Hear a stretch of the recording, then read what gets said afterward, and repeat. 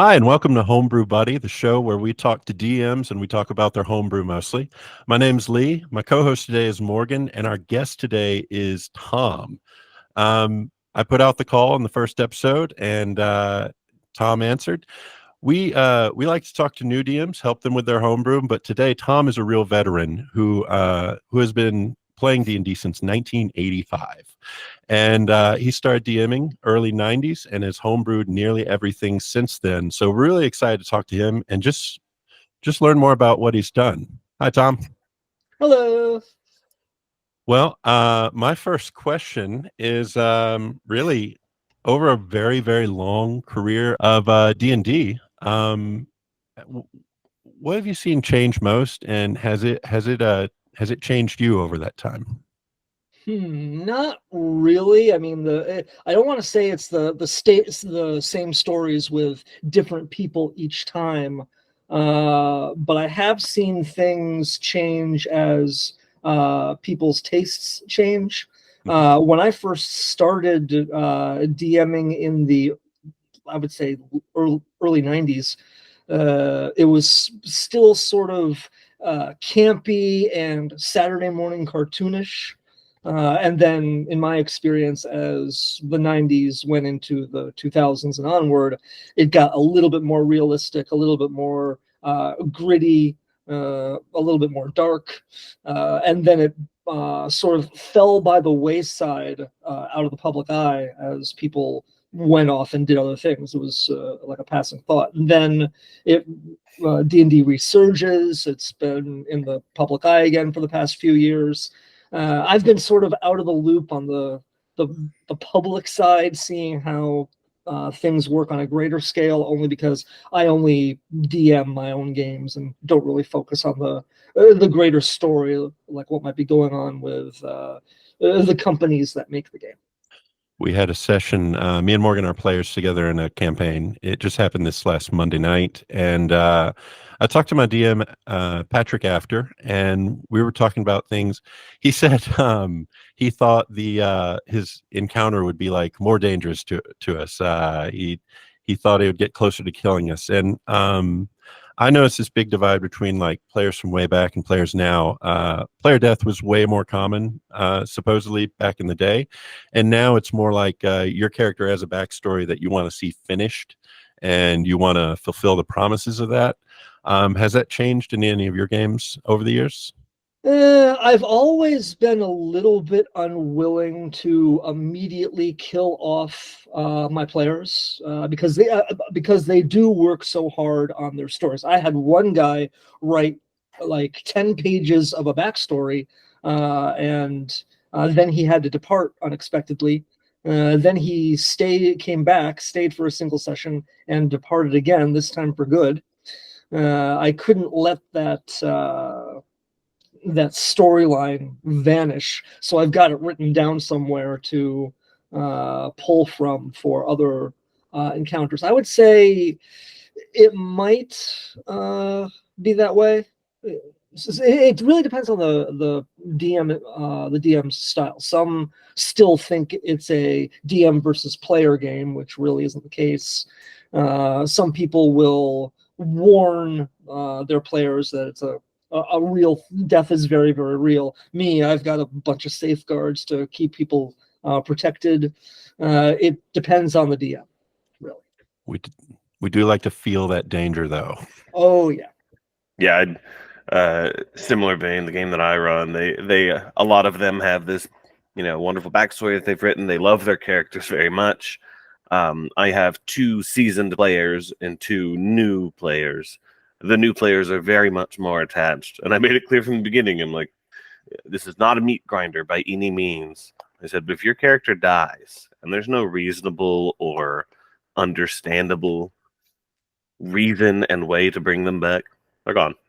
Yep, I've done the same thing with a couple of people. Sometimes the dice really have it out for them. Yeah. I had one person in one of my Wednesday groups in the past campaign that he completed.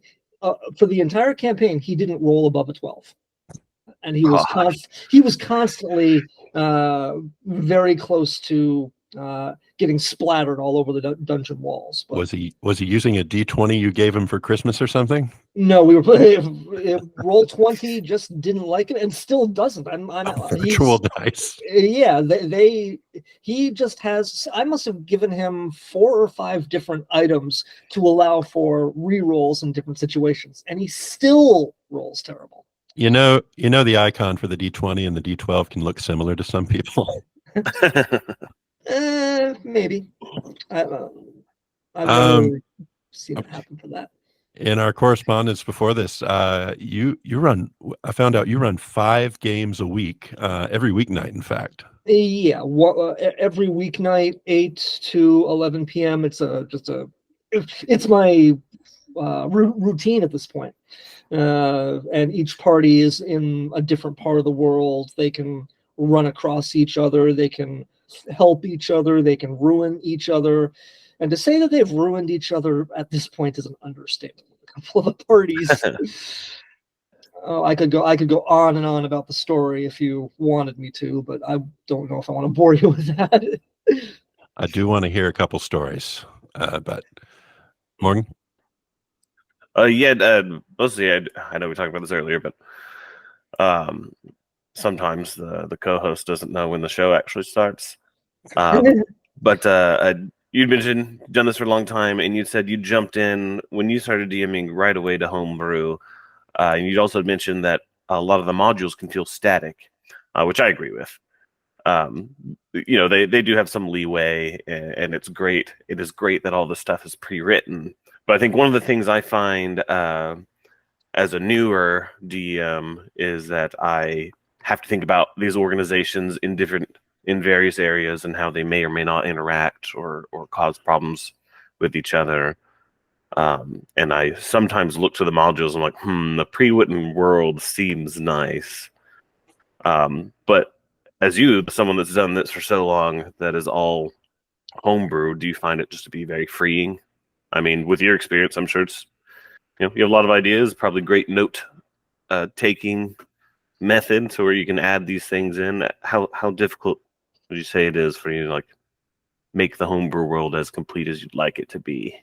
Well, the last world I ran took me about 1.5 years to make, and I just did a little at a time for a long time, not really thinking about it.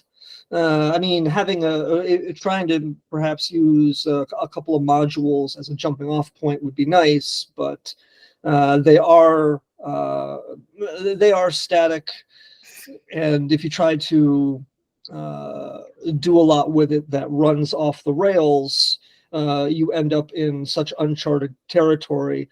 In my experience, it's actually risen to arguments. So I decided to go, okay, that's just doing a straight free-form world, open sandbox, wherever they go is wherever they go. I'd still be running that world if COVID hadn't kicked my ass for a year. Yeah. So, of your 5 groups, what's the longest running group that you've managed to keep together for a campaign? Probably a couple of years. I had one Monday group. They went after a white dragon who had killed my Thursday group. So there was some vengeance there. That lasted about 2.5 to 3 years or thereabouts. I don't exactly remember the long time frame. So somewhere in the vicinity of 3 years. I do want to hear, you mentioned a couple of stories in your email that you'd had recently with your homebrew encounters.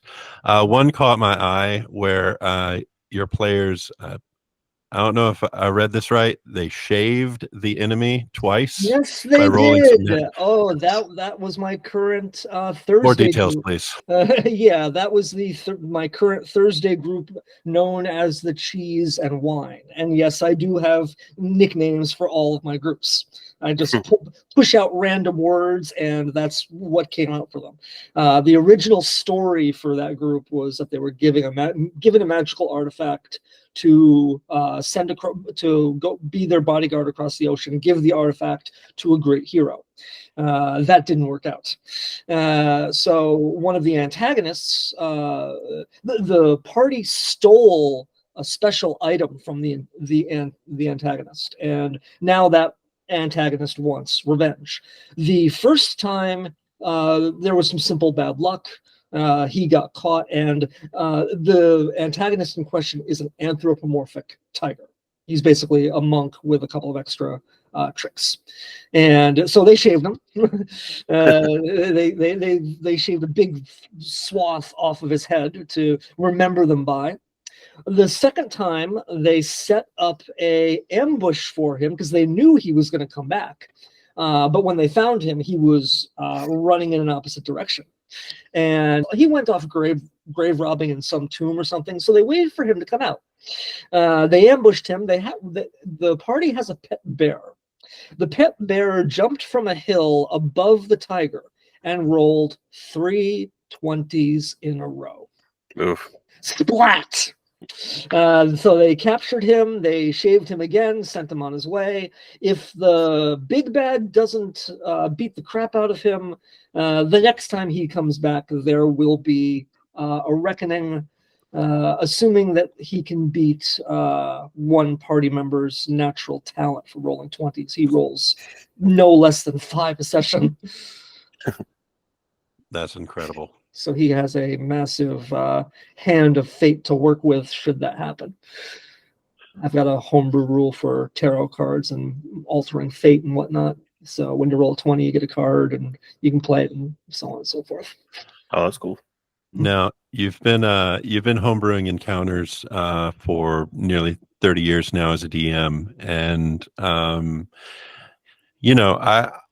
when I homebrew encounters, I quickly get tired of standard combat session after session. So I start putting in some weird stuff. Like Morgan's in my campaign. He remembers the submarine chase. He remembers the weird magical chess game where I put them on an enchanted chessboard.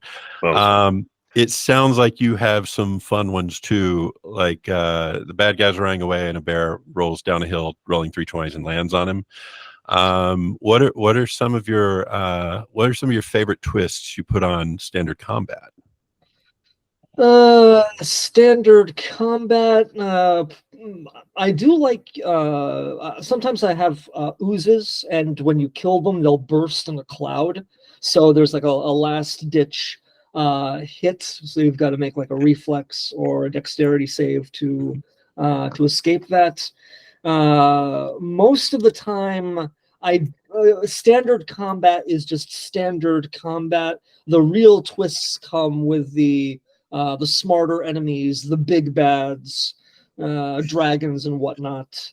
So most combat in my world, I won't say it's completely boring, but I can't think of anything off the top of my head since I usually consult a list and just pick stuff off of it. Are you more about keeping the combat kind of short and letting the players role play through things like the crazier situations that get them into or out of it?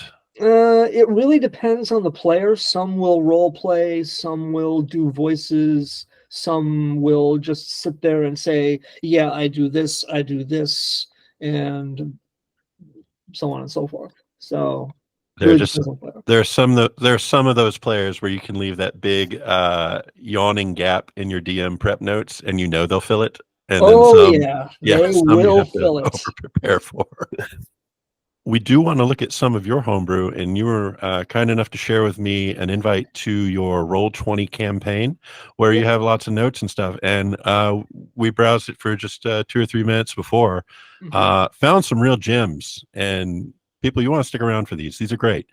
So I'm going to share my screen. Yeah, I've got splash pages for every group.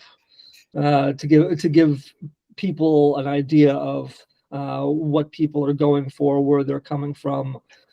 Well, we're looking at your large compendium of creations, and you've created races. You've homebrewed rules for many of the classes, all of them, in fact. Yep. And you've given backstories to your characters here. Just an example. Here's some art. Do any of these here have some backstory? Most of their backstories would be in the race write-ups. I just had images. I just randomly AI gened a couple of images just to put them there, so they decided to meet the rulers of the local lands. I've got images to work We're off of. We'll get to those races. Let me pull up the classes just so we can talk about how you're playing a modified 3.5e, and you've taken some 5e, and you've basically rewritten every class here. Yeah, every class has been rewritten. I've had a lot of people who have seen Interested in the World, and they see the vast amount of homebrew, and because it's just so much homebrew, you can't digest it in a single night. It freaks people out, and I like to say they run screaming. If But I was in more than one group and one of them was your campaign, that would be hard to keep straight. yeah. So yeah, I've rewritten each class, 5 active abilities, 5 drawbacks, a few passives, special abilities. It's not level bound. I think this is fascinating because it's like visiting the Galapagos Islands for the first time. Just this insular branch evolution where everything turned out different. Yeah. I do want to go to some of these homebrew races. This is where I found one of my favorite things. I'll just start with my favorite. Yep, the Sukhothi. Someone decided, and this is cool, let's do a stat block for them. And that's the stat Oh my block page. goodness. I commissioned that artwork from somebody on DeviantArt. No Farini. Farini on DeviantArt. Awesome. We were discussing this earlier because we haven't played 3.5, so we were looking up some of the differences, and it seems like some of the decisions they made for 5e were to just considerably streamline some parts, and so yeah, it seems possible lack of variety or loss of some variety for things, but I guess they were going for lower barrier of entry. For 5e. Yeah, that way everybody could get in and enjoy new the players. I mean, if there's a big barrier, any barrier is a big barrier for a player. So the smaller you can make it, or for new players. And I'm for it. I can't wait till my kids are old enough to play D&D with me, and I don't want them to be old enough for 3.5e before we do that. Yeah. Yeah, these are incredible. If I'm gonna get some links from you after this, and we'll put them in the description of the video. I think people would enjoy these races and stat blocks. This is an incredible collection, and thank you for sharing it with us today. Glad to. Yeah, Morgan, any final questions? Not that I can think of. I mean, tons of questions, but Tom, any last thing you really want to show off, or any plugs you have to make? Other than, like I said before, I do Twitch. I do stream a couple of the games. Usually my Monday, Tuesday, and Thursday games. That's on Twitch on the name Jaspered Hyena. We can put a link in the description once this goes up, and people can wander by when I begin setting up for the next round of shenanigans for the group. I do have one story that I do like telling, so permit me to indulge very briefly. yeah. I did say that I run a shared world, 5 different groups all across the world, and that other group I was talking about, the group that had who was said to deliver the magic item across the ocean to another hero. What happened was the quest giver didn't have the money to pay them straight away, and one of the player characters took offense to that and one-shot her.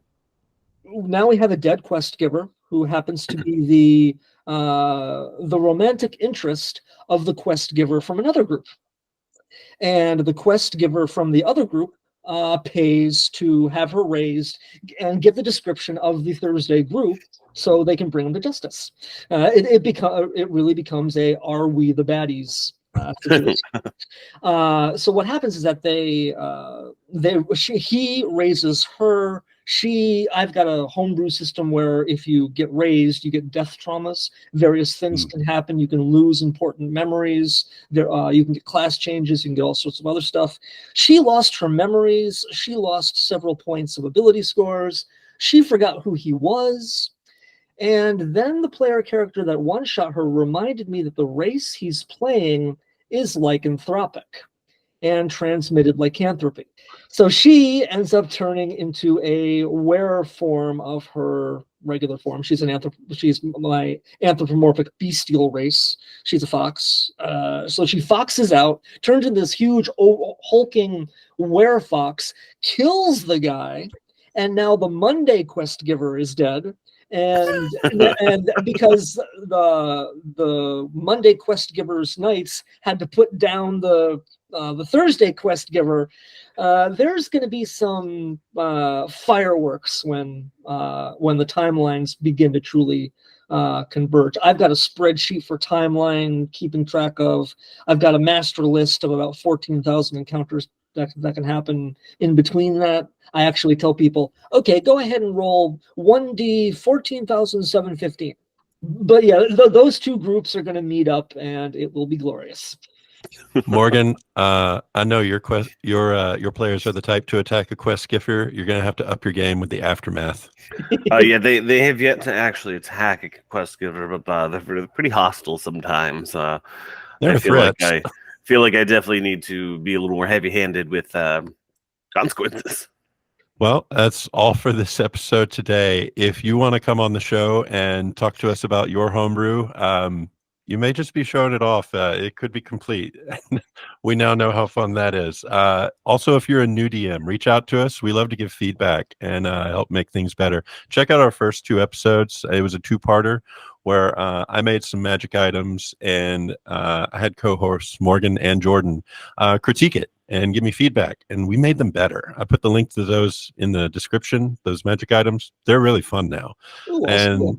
Yeah, if you want to be our guests on the show, email us at dnd.homebrewbuddy@gmail.com. Let us know what you got, what you're working on, what's in progress, what you want to talk about, and we'll schedule a taping to talk to you. Thank you, everybody, for being here today. This was fun.